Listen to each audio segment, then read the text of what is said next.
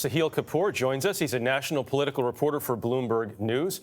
Good morning to you. Good morning. All right, so here's the bottom line. No matter Republican, Democratic, Whig Party, whatever it is, right? I mean, if the economy is strong, a president generally is reelected or elected. If an economy is not strong, they're not. So the question is how each party, how the president and then Democratic candidates are adjusting their message now to a potentially shifting economy. Right. It's always been the case that the economy is enormously important to presidents in terms of re-election, and especially so for this president because his approval numbers are weak, and the economy is the main thing holding him up to a level of in the low 40s. And if that goes, the bottom could fall out. So looking forward, I think the state of the economy is going to be the single biggest predictor of the election outcome. Just think about it. Over the last century, the only 3 presidents who have been elected and lost re-election have done so because of a recession. Somewhat of an unexpected move this week with the White House announcing it would delay the tariffs on China to December 15th.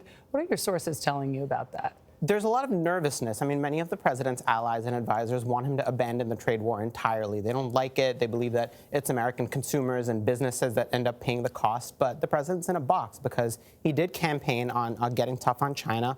And if he backs off that pledge, then there's a different kind of political price to pay. And also, obviously, the impact on the economy. And Jeff mentioned Democrats. So with all of this, when it comes to the trade war, but also the economy and a potential recession, which some say may be out there, how are the Democrats using this right now? There's a bit of a schizophrenic message from Democrats on the trade war. They're all over the place. They know that they oppose what President Trump is doing, but there are centrists in the party who are pro-trade, who want to cut more trade deals, who like NAFTA and the TPP. And then there are others, like presidential contender Elizabeth Warren, who wants to move in a more restrictionist direction than President Trump even. So there's a split within the party, and I think the presidential primary will help sort that out. Let's talk more about the gun debate now and how Dayton and El Paso may or may not have shifted that debate. What's next in Washington? Well, the House, the Democratic-led House, has already passed 2 bills, mostly to strengthen background checks earlier this year.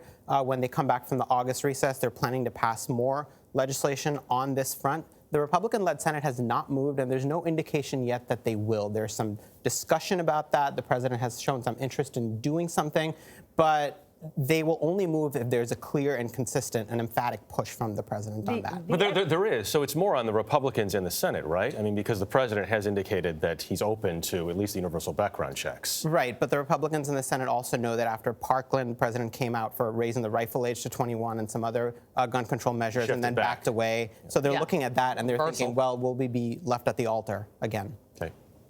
The NRA has also been pretty quiet up to this point.